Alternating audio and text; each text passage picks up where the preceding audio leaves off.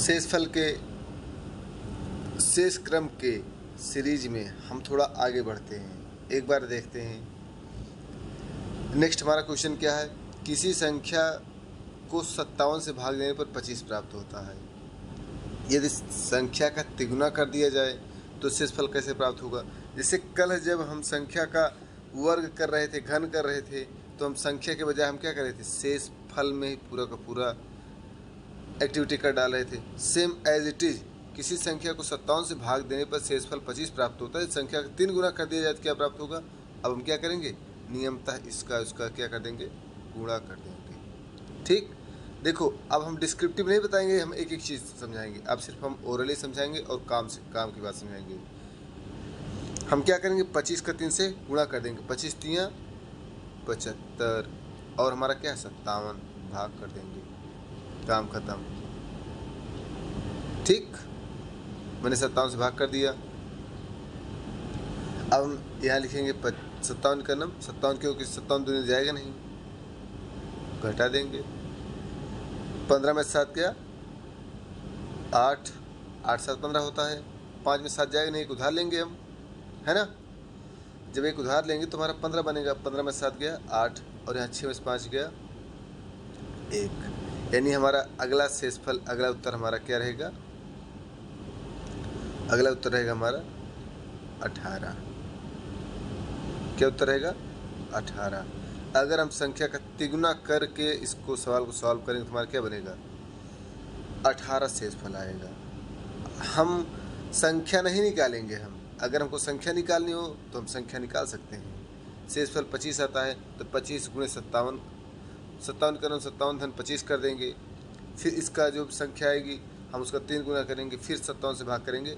मगर हमको इतना लंबा प्रोसेस नहीं करना है, सिंपल सी बात, हमको पॉइंट टू पॉइंट पर जाना है। पॉइंट पर जाने के लिए हम थोड़ा दूसरा रास्ता पकड़ लेंगे कि हमें पॉइंट से पॉइंट पर चलना है, हमको पूरा डिस्क्रिप्टिव नहीं देना है, राइट। चलो नेक्स्ट क्वेश्चन हमारा, लो अब आ गया कि 9 से अलग अलग भाग देने पर कोई एक संख्या है, कोई संख्या है जिसको 9 से अलग अलग भाग देने पर एक बार शेषफल 9 प्राप्त होता है, एक बार शेषफल 5 प्राप्त होता है। यदि संख्या को जोड़ दिया जाए और पुनः 9 से भाग दिया जाए तो क्या होगा। मैंने क्या समझाया, चाहे जोड़ने को कहे, चाहे गुणा, चाहे भाग, चाहे वर्ग, चाहे घन, कुछ भी करने को कहे तो हम सारी एक्टिविटीज किसके साथ करेंगे, शेषफल के साथ करेंगे, है ना। तो हमारा 5 और 7 है, यही है ना। तो अब हम क्या करेंगे, 9 को 5 और 7 से जोड़ देंगे। जोड़ने कहा गया है शेषफल को, या संख्या को जोड़ने कहा गया तो हम शेषफल को जोड़ देंगे। तो 7 5 12 हो जाएगा, हमारा क्या बच जाएगा 12, और 9 से भाग कर देंगे। 9 का नम 9, ठीक, 9 का नम 9, 9 का नम 9, घटा देंगे तो 12 में से 9 गया 3। अगला हमारा शेषफल क्या बनेगा, यदि हम संख्या को जोड़ करके 9 से भाग देंगे तो हमारा शेषफल क्या प्राप्त होगा, 3 प्राप्त होगा, काम खत्म। अलग अलग भाग देंगे तो 7 और 5 प्राप्त होगा, मगर अगर उन संख्याओं को जोड़ देंगे तो हमारा शेषफल क्या प्राप्त होगा, 3 प्राप्त होगा। ठीक है ना, समझते जाना हर एक क्वेश्चन को, स्टेप्स को।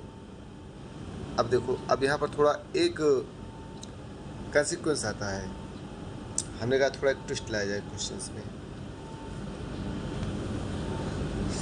अगली हमारी संख्या क्या है कि किसी संख्या को 11 से अलग अलग भाग देने पर 2 व 6 प्राप्त होता है। क्या प्राप्त होता है, 2, 6, है ना, यही प्राप्त होता है यदि संख्या को जोड़ दिया जाए और पुनः 11 से भाग दिया जाए। बात समझो, किसी संख्या में 11 से अलग अलग भाग देने पर 2, 6 प्राप्त होता है। यदि संख्या को जोड़ दिया जाए और पुनः 11 से भाग दिया जाए तो शेषफल क्या प्राप्त होगा। मैंने जोड़ने को कहा, जैसे पहले मैंने कहा कि शेषफल को क्या कर देंगे, हम जोड़ देंगे। अगर हम शेषफल को जोड़ेंगे, यहाँ 2 धन 6 करेंगे तो हमारा क्या बनेगा, 8 बनेगा। अब आप बताओ, क्या साधारण भाग तो ऐसा हो नहीं सकता, नहीं होगा ना। यदि भाजक भाज्य से बड़ा है, भाजक भाज्य से बड़ा है, नियमतः हमारा भाज्य बड़ा होना चाहिए, है ना। नियमतः हमारा क्या होना चाहिए, भाज्य बड़ा होना चाहिए। ये जो संख्या है ये हमेशा बड़ी आती है। हम 8/24 करते हैं, हम 8/9 करते हैं, न कि 9/8 करते हैं, है ना। तो हमारा ये क्या है, ये भाग का नियम है, समझ लेना। अगर हम दशमलव तक ले जाएंगे फिर वो बात की ऑब्जेक्शंस है, वो बात की बात नहीं है। मगर जो हमारा भाग का नियम क्या है कि भाज्य हमारा हमेशा बड़ा होना चाहिए, ठीक है ना। अब जब बड़ा नहीं है तो हम क्या करेंगे, हम इसका क्रम चेंज कर देंगे, इसको इधर शिफ्ट कर देंगे और इसको इधर शिफ्ट कर देंगे। नियम लिखा है ना, भाजक भाज्य से बड़ा होता है तो भाज्य भाजक बन जाता है, और जो भाजक है वो भाज्य बन जाता है ना। तो देखो अब हमारा क्या होगा, ये सिस्टम चेंज हो जाएगा। सिस्टम चेंज हो गया, हमारा क्या बन जाएगा, 8/11 बन जाएगा। 8 का नम 8, है ना, 8 का नम 8। क्या बचेगा हमारा, यहाँ पर 3 बचेगा, काम सेवा समाप्त, ठीक है ना। अब 11 से अलग अलग भाग देने पर 2 अच्छे प्राप्त होते हैं। यदि संख्या को 11 से जोड़ दिया जाए और पुनः 11 से भाग दिया जाए, तो हम 11 से भाग दे रहे थे, ये हमारा नहीं बन पा रहा था, ये हमारा नहीं बन पा रहा था। तो हमने क्या किया, मैंने अपने आवश्यकता अनुसार इसका पूरा क्रम चेंज कर दिया और हमारा पूरा शेषफल प्राप्त फाइंड आउट हो गया, सेवा समाप्त, ठीक है ना।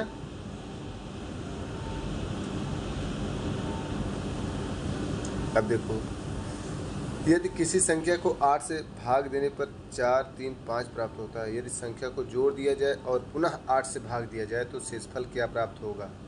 ये क्वेश्चन आपके लिए होमवर्क रहेगा, ये क्या रहेगा आपके लिए, होमवर्क में डाल देंगे इसको HW में, ठीक। इसको आप लगा करके आना।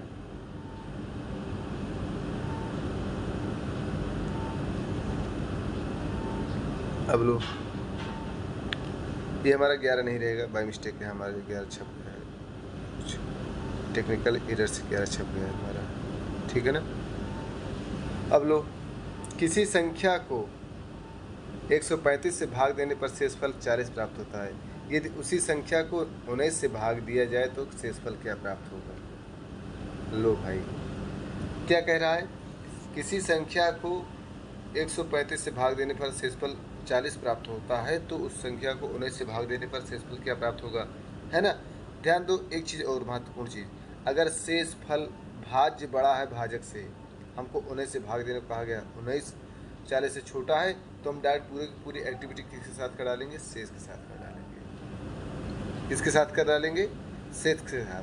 अगर मान लो अगर यही न बड़ा होता तब, यही अगर मान लो हमारा 8 होता, 6 होता, तो हम सिंपल सी बात है, हम फिर वो संख्या निकालते और संख्या निकाल करके 19 से भाग कर देते। मगर यहाँ पर हम देख रहे हैं कि हमारा 40 जो है 19 से बड़ा है ना। तो 135 से भाग देने पर 40 प्राप्त होता है, उसी संख्या को 19 से भाग देने पर क्या प्राप्त होगा। तो देखो, तो ये हमारा 40 है, जो ये हमारा 40 है, ये 19 से बड़ा है, तो अब हम सारी प्रक्रिया किसके साथ कर डालेंगे, शेषफल के साथ कर डालेंगे। हमको आगे चलना ही नहीं है, हमको अकॉर्डिंग टू क्वेश्चन अपने आप को आगे और पीछे करना है। ये ज़रूरी नहीं है कि हम एक ही रास्ता पकड़ ले तो हम एक ही रास्ते पर चलेंगे, हम अकॉर्डिंग टू क्वेश्चन अपने आप को आगे पीछे कर लेंगे। अगर यहीं पर अगर यही हमारा 4 होता, यहीं पर अगर हमारा 40 के बजाय अगर 4 होता, तो हम क्या करते, पहले संख्या निकालते हैं, 135 यहाँ 4 लिखते और यहाँ 1 करते, फिर 135 यहाँ जोड़ते तो हमारा कितना हो जाता है, 139 आता। तो अब हम इस संख्या को 19 से भाग देते हैं, मगर ऐसा तो है नहीं, हमारे पास 40 है ना। जब 40 है तो हम इतना तामझाम करेंगे ही नहीं, इतना पूरा कोई तामझाम नहीं करेंगे, हम डायरेक्ट 40 से भाग दे देंगे, ठीक है ना। अगर हम इसको डायरेक्ट 40 से भाग दे देंगे, हमारा पूरा वैल्यू फाइंड आउट हो जाएगा आराम से, ठीक। अब हम क्या करेंगे, 19/40 कर देंगे, कोई दिक्कत नहीं ना। तो 19 दूनी 38, शेषफल कितना प्राप्त हुआ, तो काम खत्म। जिस संख्या को 135 से भाग दे रही थी उसका शेषफल 40 प्राप्त हो रहा था, अगर उसी संख्या को 19 से भाग देंगे शेषफल कितना प्राप्त होगा, 2 हो गया, सेवा समाप्त इसकी, ठीक है ना।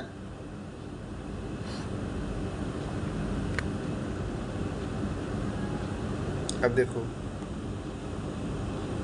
यदि 85 से भाग देने पर शेषफल 37 प्राप्त होता है, यदि उसी संख्या को 17 से भाग दिया जाए तो शेषफल क्या प्राप्त होगा? ये भी आपका होमवर्क में रहेगा, है ना? ये भी आपका होमवर्क में रहेगा। आज हम कुछ पढ़ा नहीं रहे, आज हम सिर्फ आपको प्रैक्टिस करा रहे हैं। कल इसी पर हम स्टैंडर्ड लेवल की प्रैक्टिस कराएंगे, इसके बाद ही हमारा चैप्टर समाप्त होगा। कल कम से कम 10 से 12 क्वेश्चन हम इस पर स्टैंडर्ड लेवल का करेंगे, जैसा एज इट इज़ एग्ज़ाम में आता है, ठीक है ना? उसके बाद हम फिर क्या करेंगे, आगे चलेंगे, क्योंकि तो भी हमारा बस रास्ता पकड़ाने का काम ये कर रहा है। जो हमारा स्टैंडर्ड लेवल है वो दूसरा है, उसको भी कल हम पढ़ाएंगे, तब जाकर के हमारा शेष क्रम हमारा कंप्लीट होगा। फिर उसके बाद नेक्स्ट हमारा टॉपिक चलेगा, ठीक है ना? ये भी हमारा क्या आएगा, होमवर्क में आ जाएगा। अब देखो हम अगला चैप्टर लगाते हैं। 225 को भाग देने पर शेष 52 प्राप्त होता है, यदि उसी संख्या को 15 से भाग दे दिया जाए तो क्या प्राप्त होगा? बात समझो, कोई संख्या है जो 225 से भाग देने पर शेषफल 52 प्राप्त होता है, यदि उसी संख्या को 15 से भाग दिया जाए तो शेषफल क्या प्राप्त होगा, है ना?